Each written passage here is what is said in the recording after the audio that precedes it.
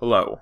I honestly do not know how to start this video. I have restarted it about 5 times, so I'm just going to kind of just jump right into it. I feel like a lot of the discussion regarding The Last of Us 2, the leaked 90 minutes of gameplay, as well as the leaked story, have been kind of knee-jerk reactions. And I don't think a lot of people have given it a lot of time to fully process what we know now. And as such, I want to just take the time to make this video and go over what has been confirmed as to the plot, what the plot actually is, what the speculated plot is. I want to go over what the plot that has been leaked is. I want to discuss why I believe that the plot that's been leaked is not the true plot for The Last of Us Part 2. And then I also want to discuss what my own personal thoughts are as to what the plot will be. And I just want to say that I could be 100% wrong. I could be 100% off. I could get everything completely wrong. I could get some of the things right. The plot that's been leaked could be the true plot of the game. But in all honesty, we will not know until June 19th when The Last of Us Part 2 is released. So without further ado, I'll just get into the video. And I apologize ahead of time. I'm not going to be using any gameplay from the game. I'm also not going to be using any of the leaked screenshots, anything that might get this video taken down. Hopefully, a lot of people will see this and will be able to kind of start their own thoughts as to what might be going on in the game. So with that, I'm only using screenshots that are from Sony's websites, from The Last of Us 2 wiki, just that way, in case anything's been flagged, it doesn't just immediately take down this video for it. So, what we know that's been confirmed from the 90 minutes of gameplay. And I want to just say I personally have not seen the full gameplay. By the time I even heard of this and started looking for spoilers, the full gameplay had been taken down, and I've not been able to find it anywhere. The closest I've come has been a 20-minute clip from that gameplay, as well as some other smaller clips and screenshots, but I have seen the now infamous Ellie versus Abby fight. I'm going to go over all of that as I continue through this.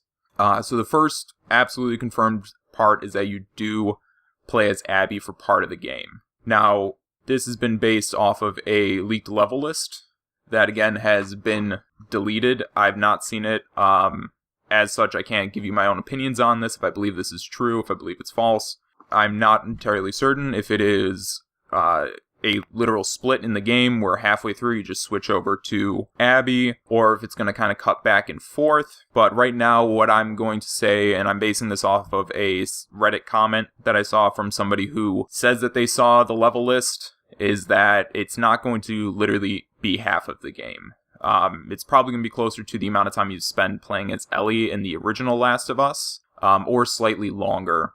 You do fight Ellie as Abby, and it's a brutal fight. If you have not seen the footage of this, I would recommend trying not to until you've actually played the game. And if you have seen it, you know that it's going to be tough to do that. It's a very brutal fight. A lot of things happen. It's actually kind of tough to watch. But I think it's going to just be there to kind of make you dislike Abby even more. Dina, who is the woman who kisses Ellie during the reveal trailer, she is pregnant with Jesse's baby. Jesse being the man who Ellie talks to in the trailer.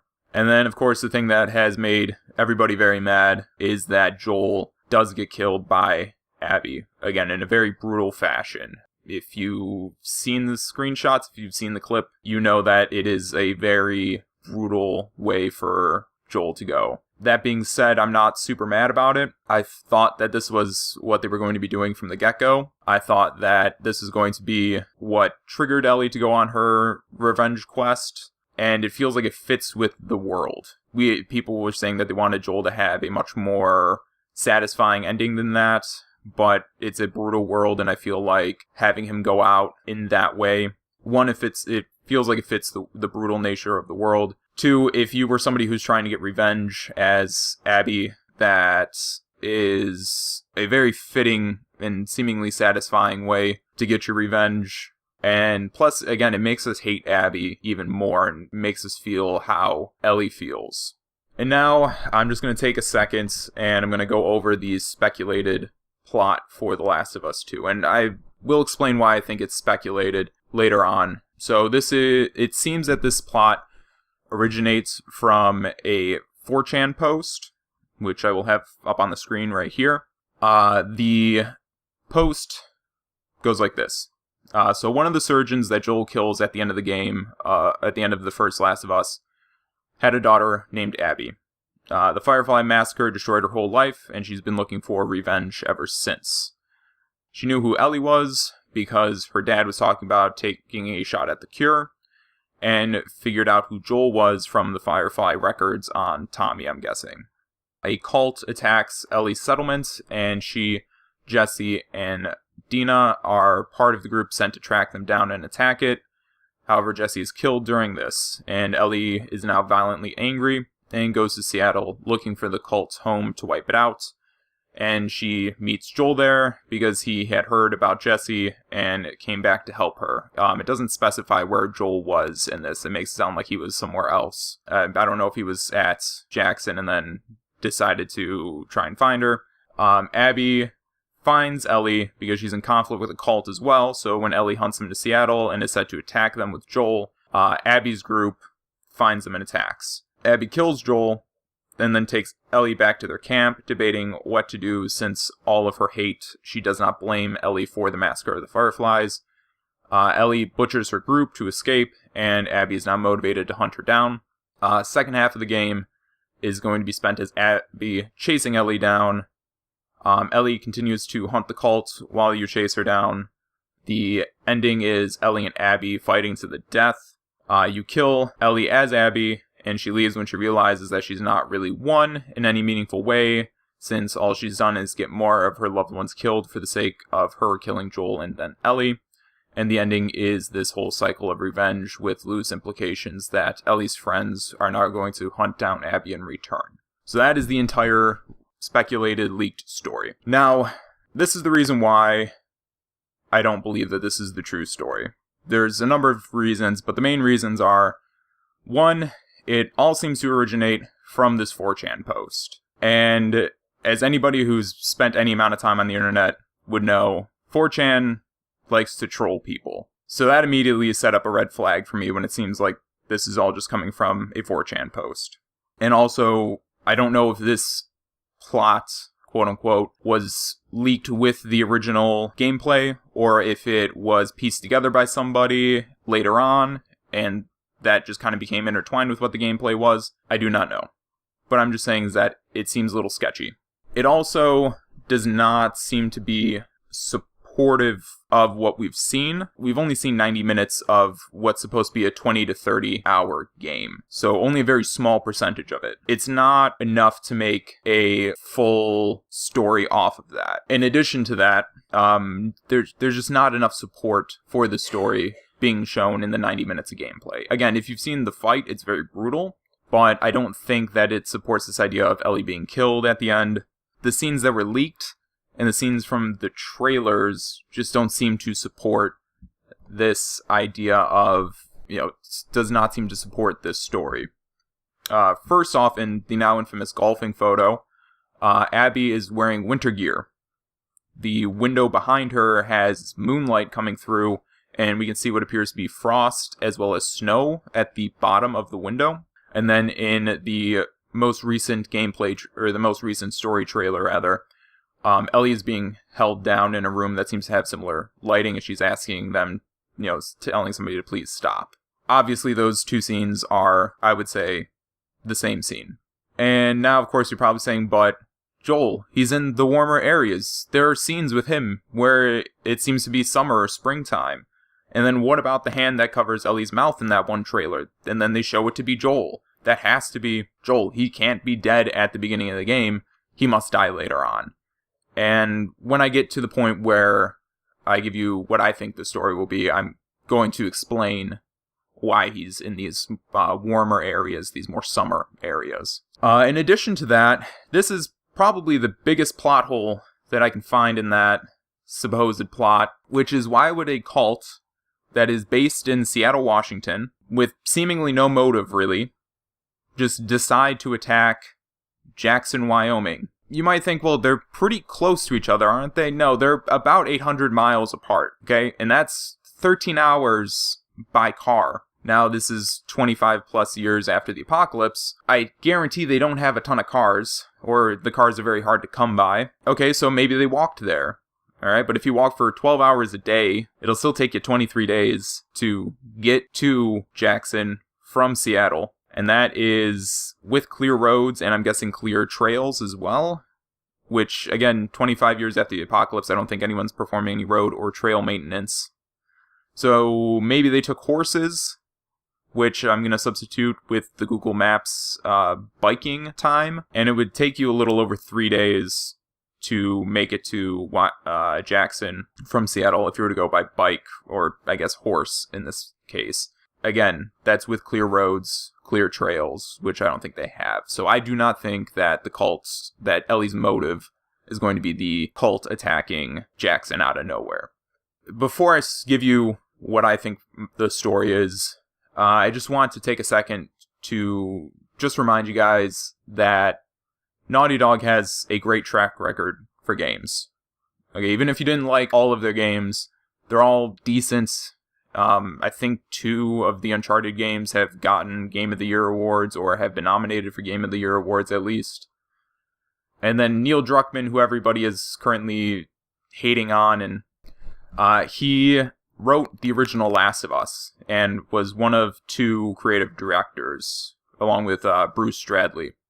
Now, Bruce Stradley is not present at Naughty Dog at this time, and he has had no, direction or creative influence on The Last of Us 2. And people are saying that this is why the game is going to be terrible, or one of the many reasons why. But, again, Neil Druckmann wrote The Last of Us, which is a zombie game, which came out at the time that the zombie genre was very tired. And it's about a person who's immune and the search for a cure, which are 2 of the most used tropes in the zombie genre. And somehow they were able to make this game go down as one of the best games ever, or based on awards, based on how meaningful it is to so many people. And he did that because he focused on the characters and not the story. If you break down the story for the original Last of Us into bullet points, it will read as a bad story. With that, I guess I'll go ahead and get into what my own personal thoughts are on the story for The Last of Us 2. I believe the game's going to start in Jackson, specifically with a flashback to Joel and Ellie's first night back in Jackson after the events of The Last of Us. They're talking about what's happened, and Joel decides to teach Ellie how to play guitar. We then cut to present day, with Ellie and Dina going on a supply run. Dina and Jesse have just broken up, and I believe that this was going to take place directly after the party that is shown in the reveal trailer. They discuss their feelings for each other across this whole thing. Maybe they discussed the kiss that was shared at the dance the night before. And overall, is probably going to feel very similar to the scenes with Ellie and Riley in The Last of Us DLC. They get caught in a blizzard, and they end up having to seek shelter in a farmhouse for the night, which is where the scene with them in the grow op is. And they decide after that to start dating when they return to Jackson.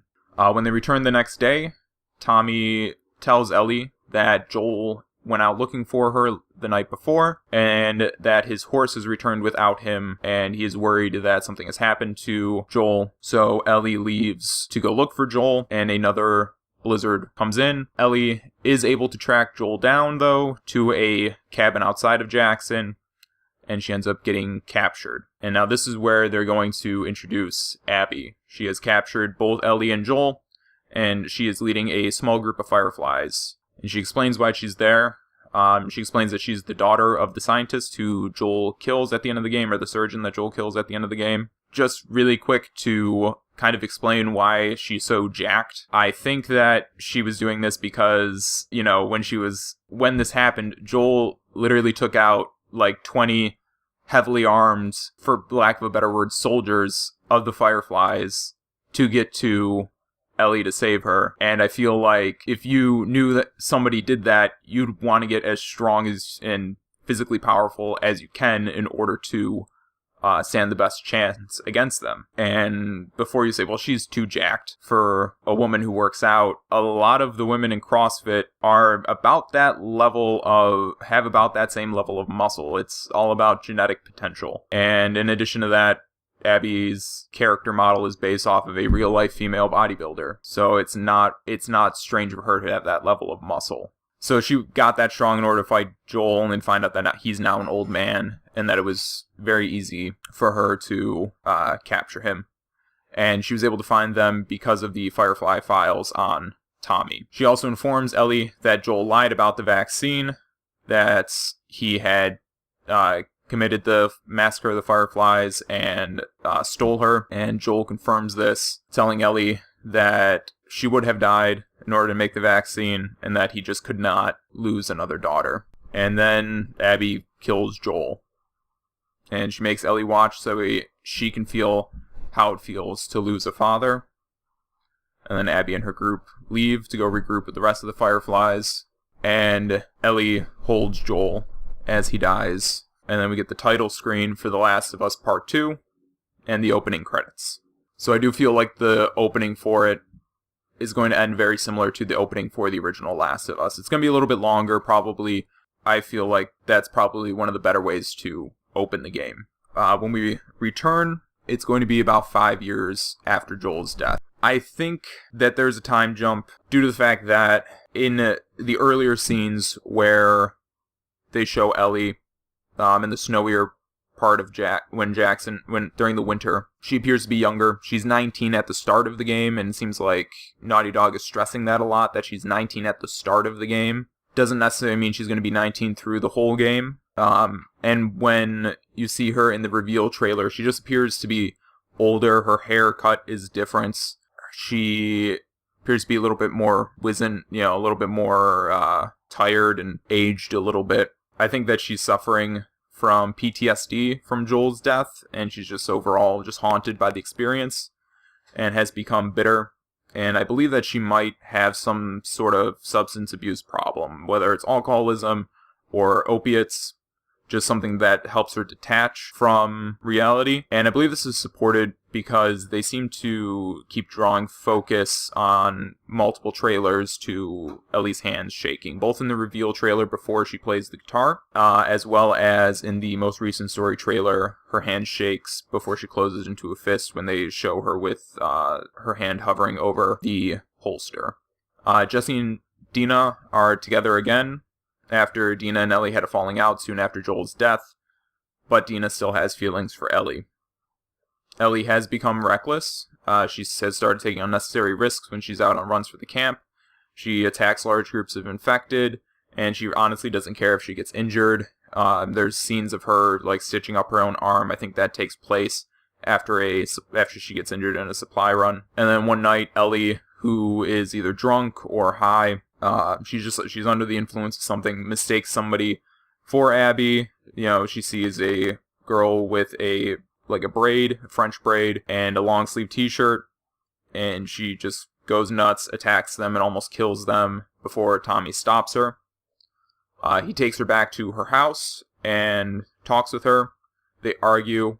Ellie is angry that Tommy does not want to try and hunt down Abby, and doesn't appear to be upset that Joel is dead. Tommy, of course, says he is upset, but he's lived in this world for over 20 years at this point. He knows that going and just trying to get your revenge won't solve anything. And he tells her that she's acting very similar to Joel when he lost Sarah, and that nothing's going to bring him back, and that all they can really do is just end this cycle of violence before more people get hurt. Then the next day, somebody comes into the camp, Either it's a traitor or just someone shows up and brings with them news that fireflies have been spotted going towards Seattle. Ellie overhears this and decides to go to Seattle to hunt down Abby and kill her. And she and Dina have a fight where she says, okay, I won't leave, and then leaves in the middle of the night so nobody can stop her. She tries to sneak out of the perimeter of Jackson, but gets caught by Jesse, and after a brief conversation, Jesse lets her go, hoping that she will make it. Now, in between when she leaves for Seattle and when she arrives at Seattle, I feel like there's going to be about 5 hours or so of gameplay, where I think they're going to kind of take it in one of two directions. Either they're going to have you start playing a little bit as Abby. I don't think this is what they're going to do. I think they're going to save a lot of her levels towards the end of the games.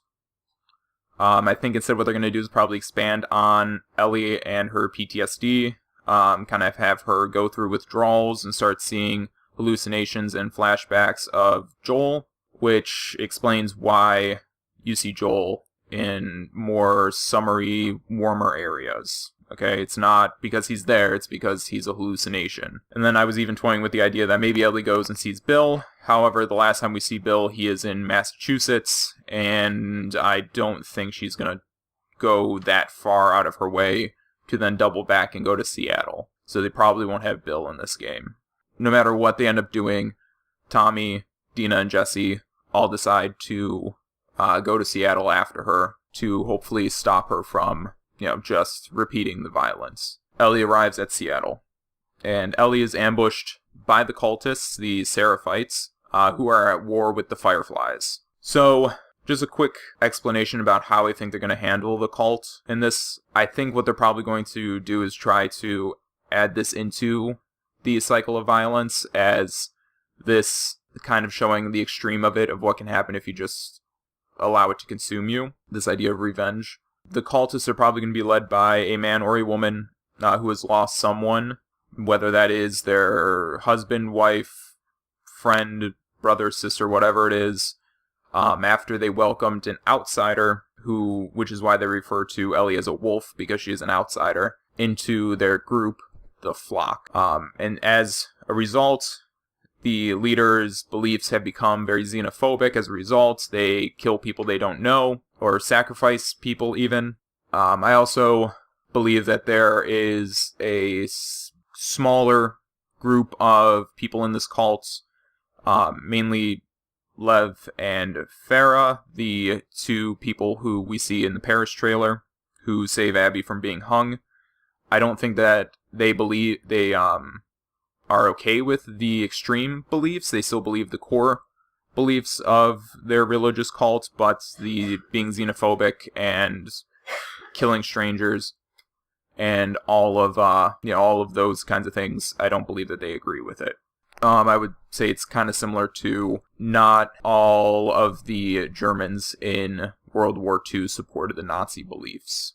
So Ellie escapes from the cult and fights her way through the city. I think they're probably going to have the city be pretty open. It seems like they talked about they're going to have, instead of just a straight up open world, they're going to have very open levels where you can just kind of go wherever it is that you want.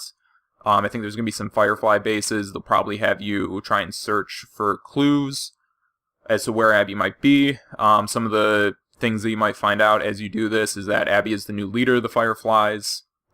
She is trying to get the group of cultists who do not agree with the extreme beliefs to side with them. And I also believe that it's going to have bits and pieces about them looking for a cure, as well as Ellie fighting cultists and maybe to a lesser extent Fireflies along the way.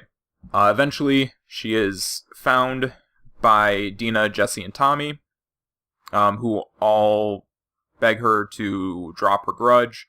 I think this is supported by the scene where a hand grabs Ellie's face from behind to cover her mouth, and she recognizes the hand, I'm guessing. Ellie argues with them, telling them that she has found Abby and is planning on ambushing her that night when she is returning from a recon mission. She ends up convincing them to work with her with it, and the plan is that she and Dina will ambush Abby in a warehouse.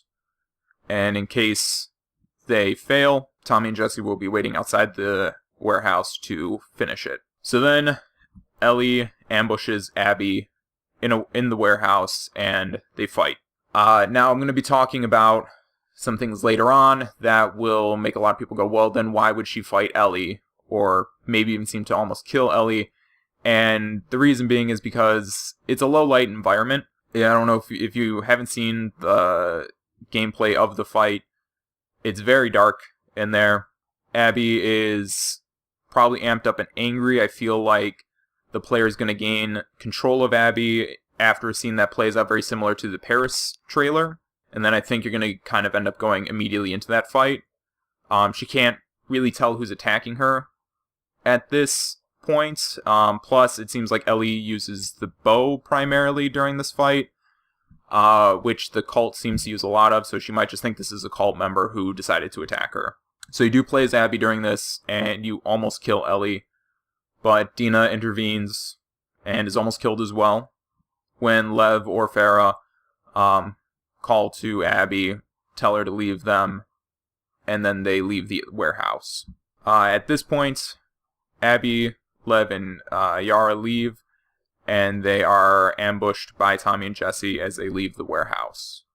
Tommy is overtaken with emotion when he initially sees Abby because, she killed his brother, and Ellie didn't exit the warehouse, so I'm guessing he thinks that Abby killed Ellie as well, and he's about to kill her, but Abby, begs for them to hear her out. She explains that since avenging her father's death, she has not felt any better from it, and actually has begun to regret having done it, because all that has resulted from her killing Joel has just been more death losses of her own people to Ellie coming to kill her. She had one of her scouts go into Jackson disguised as the guy who brings news that the Fireflies are going to Seattle to get Ellie to come after her, because they are trying to gain access to a facility that has resources that could lead to a cure, without having to kill Ellie to do it. But they they ended up having to fight the cultists. They didn't realize they were there, and their stronghold is the University of Seattle, where there is actually a pathology lab. And she needed Ellie to come to Seattle in order for a cure to be developed. And she knew that the only way that she would come is if she knew that Abby was going to be there. And then Abby tells Tommy that Ellie and him can have their revenge after the Fireflies are able to gain control of the University of Seattle. Tommy agrees to this. They get Ellie, take her to the Fireflies' stronghold, and you now play as Abby for a little while as Ellie and Dina recover from their wounds, with Tommy and Jesse assisting her as they fight against the cult. Ellie, maybe they put her on some sort of pain medication, and she ends up getting re-addicted to it, and then realizes that it's just helping her be numb, so she decides to quit it. So she goes through withdrawals again, and she sees more visions of Joel and flashbacks to them and Jackson, and she slowly kind of comes to terms with everything. And then Dina might tell Ellie that she's pregnant, or they might find out when they're doing tests on her, and that Jesse is the father.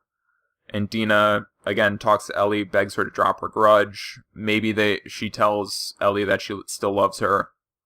I don't know, but I feel like that's probably what they might end up going with.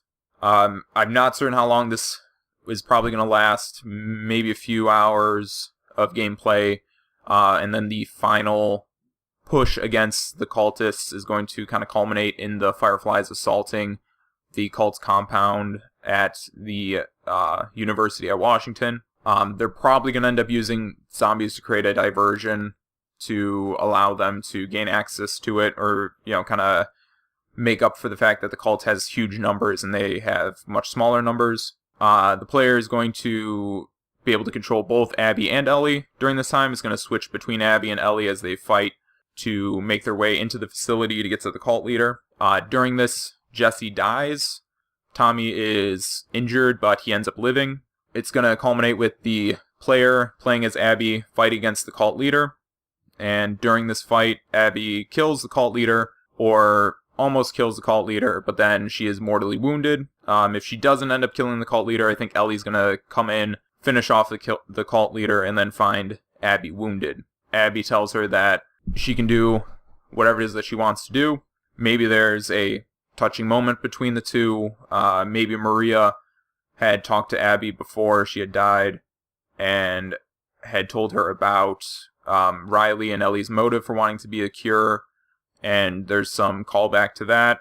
For this next part, I'm not certain what Naughty Dog might do.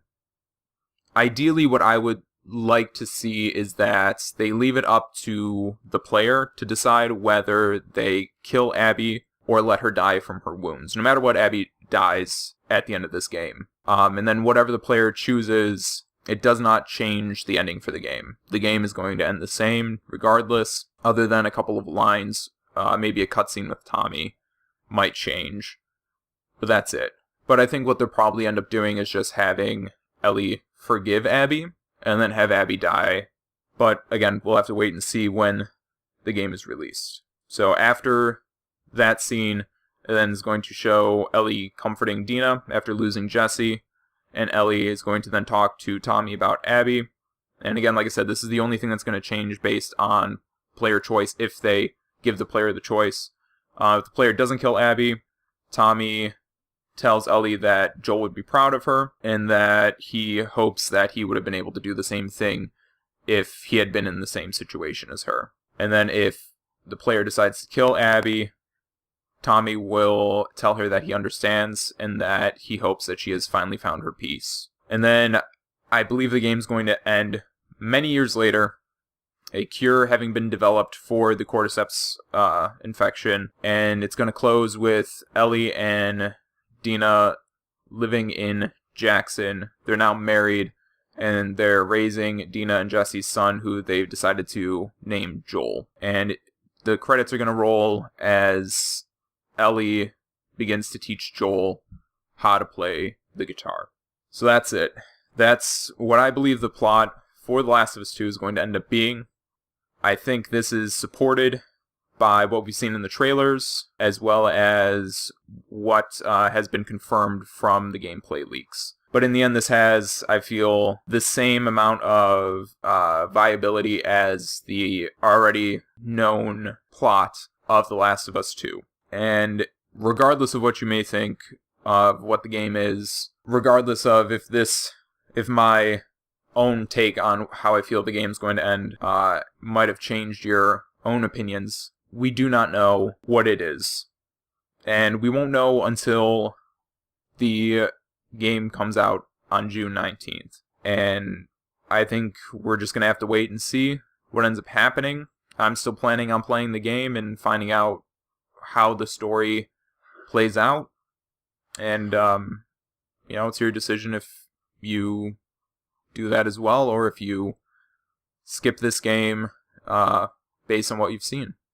So, with that, I'm going to sign off, and with that, we will find out what the true story is on June 19th.